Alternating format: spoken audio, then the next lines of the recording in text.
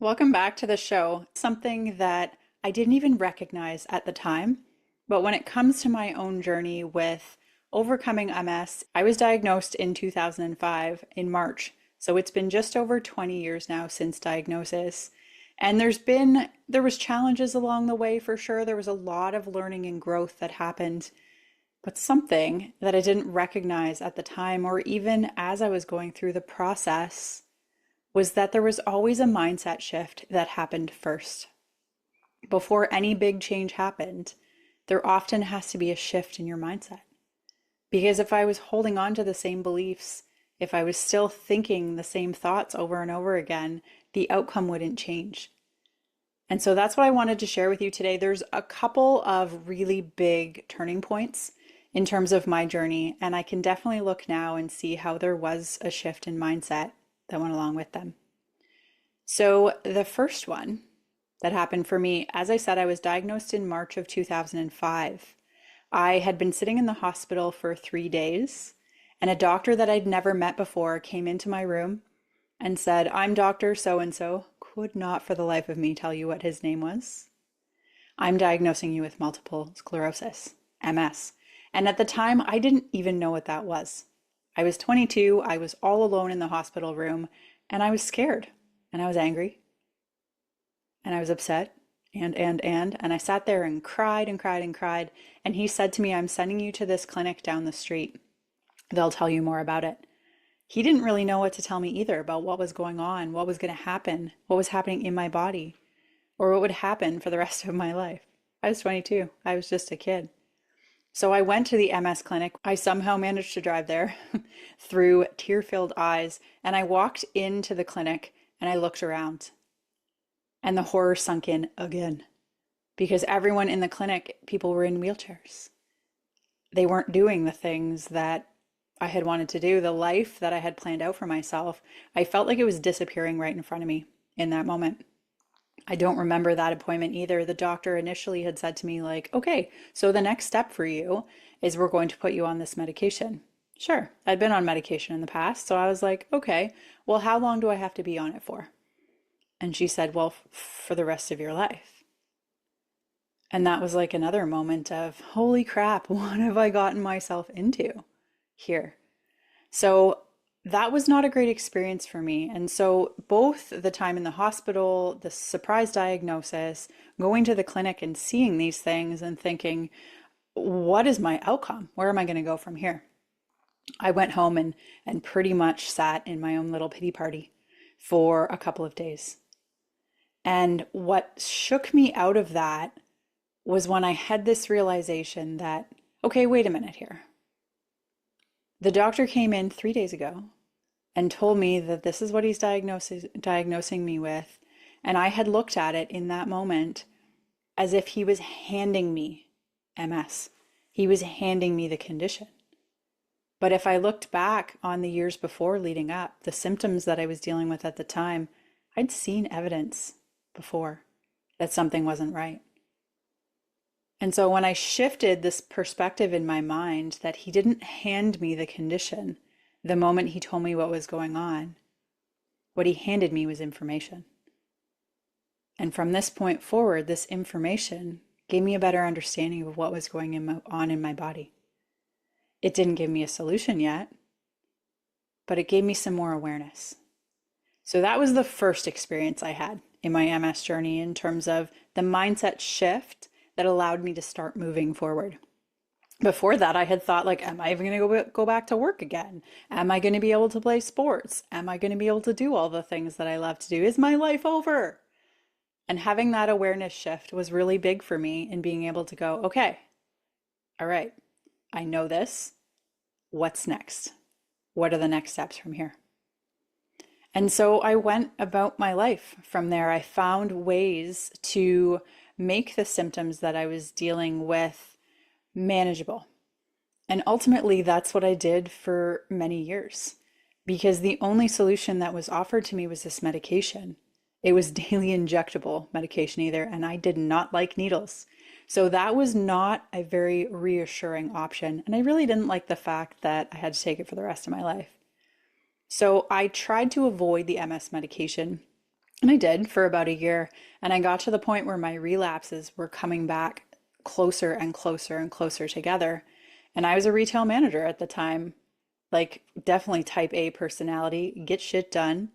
And it was getting in the way of my goals and my life.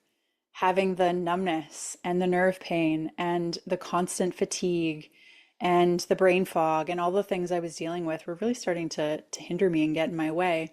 So I decided, okay, I'll give the medication a try. I'll get over the BS in my mind that's like, needles are terrifying. I can't do this. I'll suck it up. And that's exactly what I did. When the nurse came to my house to show me how to administer the medication, I went from like, eek, sitting in a state of panic and kind of freaking out inside of myself to just jab the needle in my leg and done. It was over from there in terms of avoiding the fear. I was like, I can do this. So I took the medication. And looking back in hindsight, I wish I wouldn't have. But at the time, this was the action that I could take that would help, I thought, me move forward towards being able to continue to live the life I wanted and achieve my goals. And so I kept going. And anytime things would get worse, I'd have symptoms coming back, I'd have new things showing up. I would go to my doctor, I would do the tests, and I was the model patient. I thought that was the best solution I had in terms of potentially preserving my quality of life and being able to do the things that I wanted. And so the medications piled on top of medications, on top of medications, on top of medications.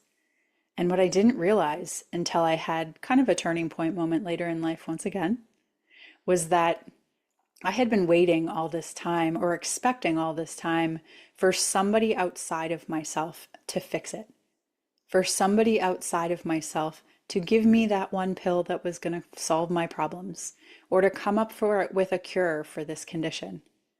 I thought if I just be the model patient, I take all my meds, I go to all the appointments, do all the testing, everything will be great. Everything will be fine.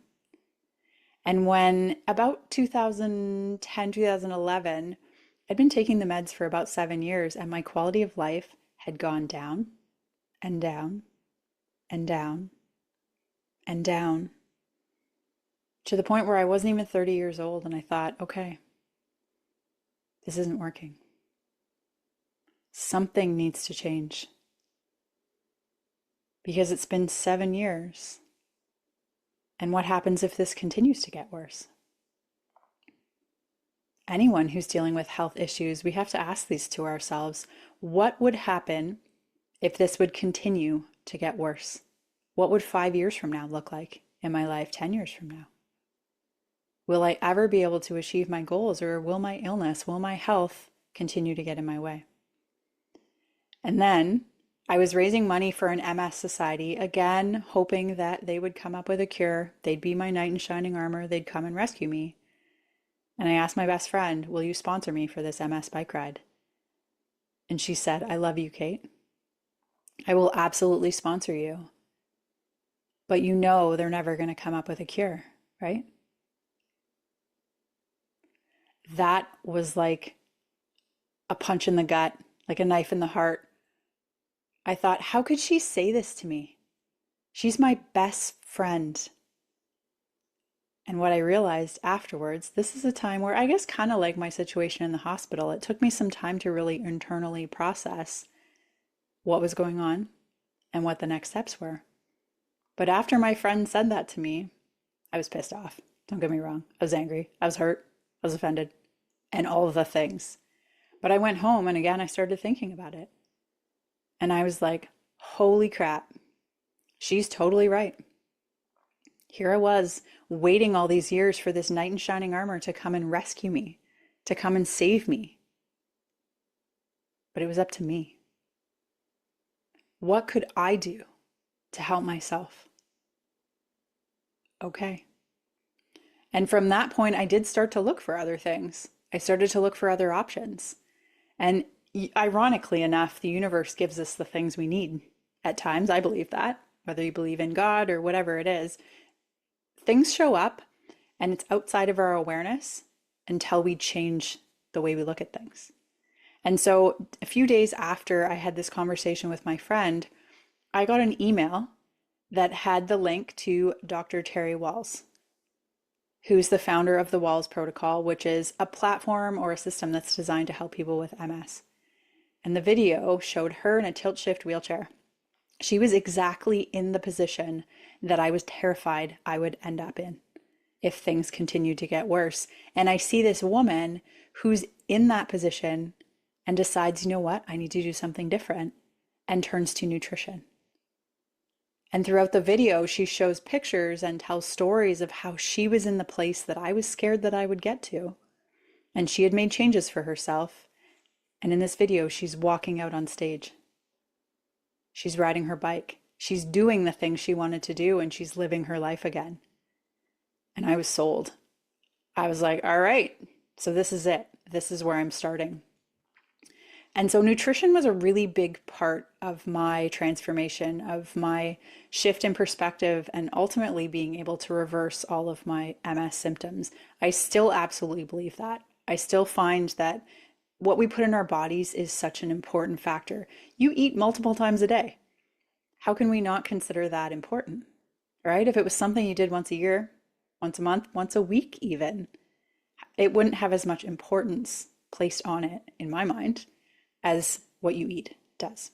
So nutrition was a really big part of my shift as well. At the time, what I didn't realize, and something that Amanda actually pointed out to me a couple years ago, I think now, was that it actually started with the change in perspective, the mindset change. Because before, I had been believing that medicine was the answer. I grew up in a family that said if there's something wrong with you, you go to the doctor and the doctor will fix it. You'll take the medication will make you better. And it wasn't until I saw in my own life and my own experience with that, that the medication, I was getting sicker and sicker and sicker. And to be honest, I got to the point where I was like, if this is the only option I have, if this is the life that I get to continue to see for myself, I don't know that I want to live it. And that was just a shift for me. That was like, I need to do something different. And so often our beliefs can keep us stuck because our unconscious mind will do the same thing over and over again because it's like, well, you did that yesterday and guess what? You woke up today. Cool. We'll do that again.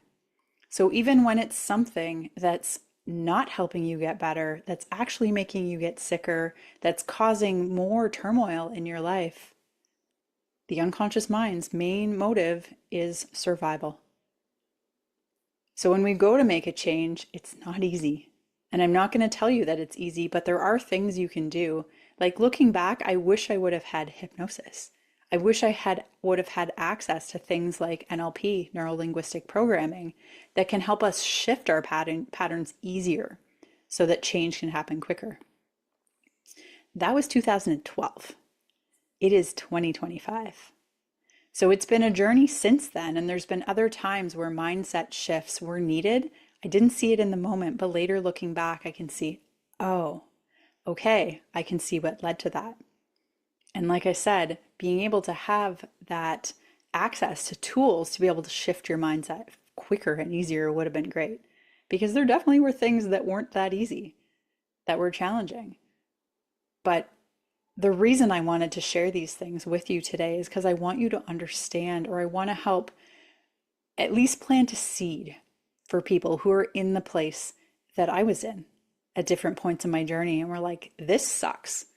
When your doctor tells you you're being diagnosed with a condition that there is no cure for it and there's nothing else you can do, I'm not saying I cured my MS, but I didn't believe there's nothing else you can do. Just because your illness can't be cured doesn't mean you can't get better.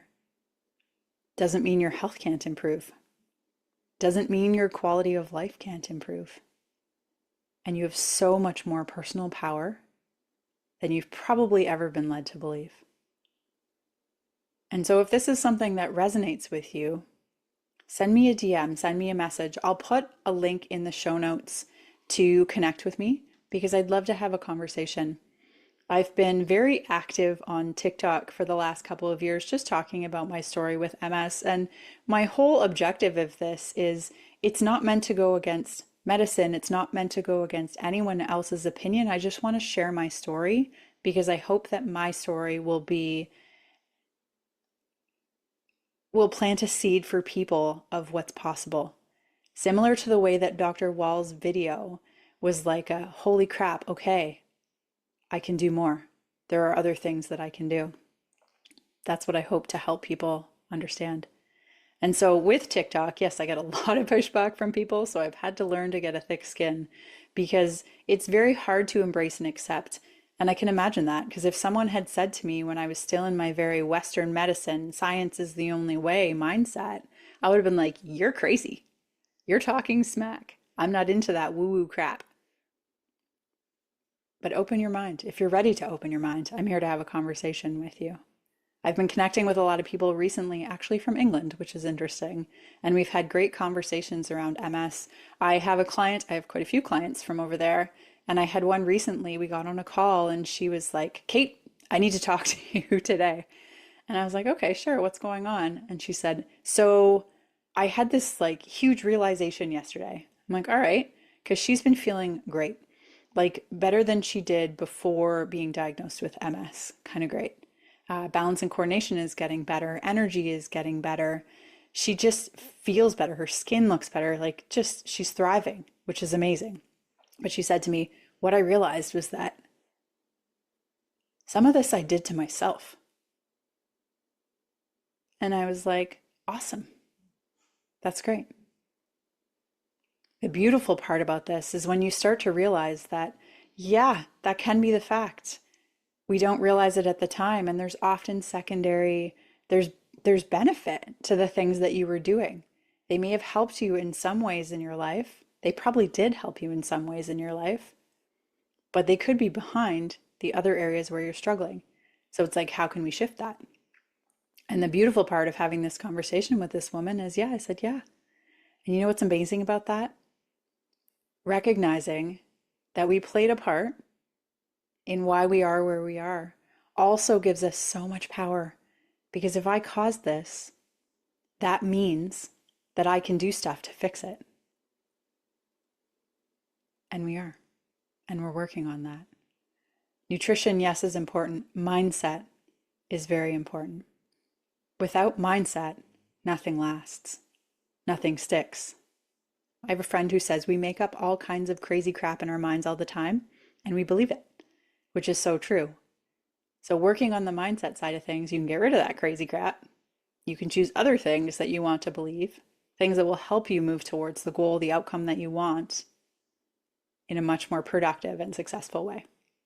So if this is something that resonates with you, or you know someone who's been looking for support, looking for help with autoimmune, with any kind of health challenges, my one stipulation here, they have to be open to it. Send them my email. Let them connect with me. I'd be more than happy to have a conversation. And if I can give you one little piece of advice or one suggestion that helps you start moving in the right direction, amazing. It's Kate from Limitless Health. See you on the next one.